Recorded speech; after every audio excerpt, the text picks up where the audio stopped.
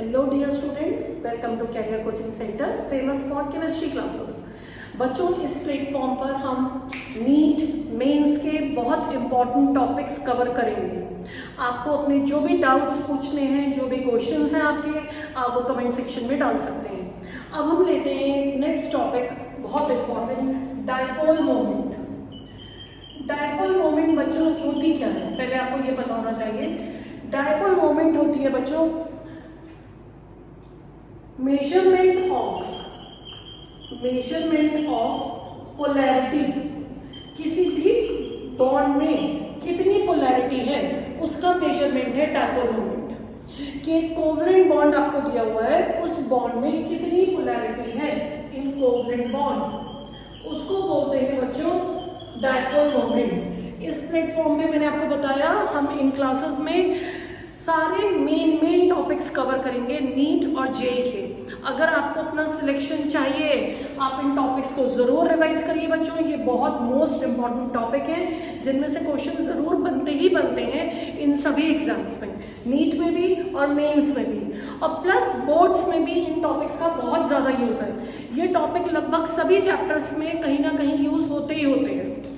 तो dipole moment मैंने आपको बताया मेजरमेंट ऑफ पोलैरिटी है in covalent bond. Dipole moment का सिंबल होता है mu equals to E into T. Mu इसका सिंबल है, ई इंटू टी इसका फॉर्मूला है। ई यहां पर क्या है, चार्ज।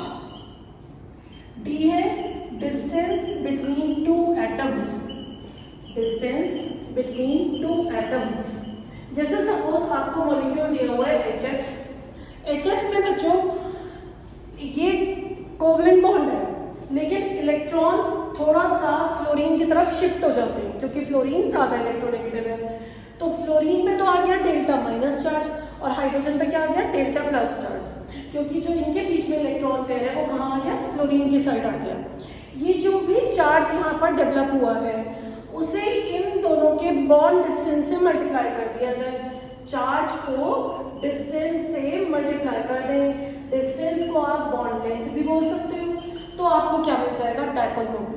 ठीक है, डायपोल मोमेंट बच्चों एक वेक्टर क्वांटिटी है, इसकी डायरेक्शन भी होती है, मैग्नीट्यूड भी है, डायरेक्शन भी है। जैसे ये HF मॉलिक्यूल हमने लिया, इसमें अगर डायपोल मोमेंट रिप्रेजेंट करनी हो तो हमेशा एरो से रिप्रेजेंट करेंगे मोर इलेक्ट्रोनेगेटिव एटम की साइड। ठीक है, जो मोर इलेक्ट्रोनेगेटिव एटम है। अब बात आती है डायपोल मोमेंट किस मॉलिक्यूल में कैलकुलेट की जाएगी, कैसे कैलकुलेट की जाएगी।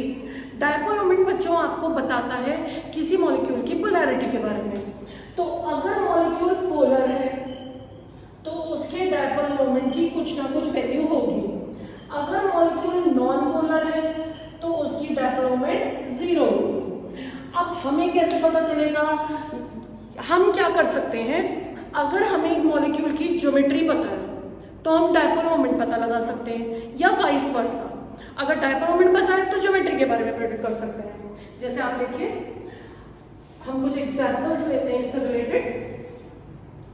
सपोज हम एग्जांपल लेते हैं, जैसे अभी हमने लिया एक एग्जांपल CH4।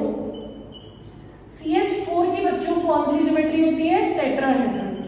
टेट्राहेड्रल कैसी ज्योमेट्री है, टेट्राहेड्रल एक रेगुलर ज्योमेट्री है बच्चों।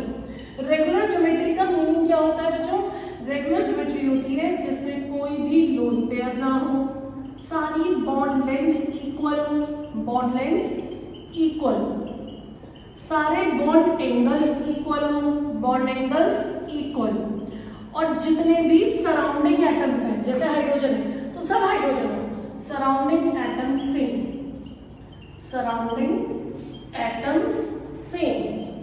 तो बच्चों जिस भी ज्योमेट्री में ये सारे पॉइंट्स होंगे वो रेगुलर होगी, और रेगुलर ज्योमेट्री की हमेशा डायपोल मोमेंट 0 होगी। जिसमें से एक एग्जांपल है आपका ये टेट्राहेड्रल, इसका म्यू भी 0। इसका म्यू 0 क्यों है, क्योंकि इसकी रेगुलर ज्योमेट्री है।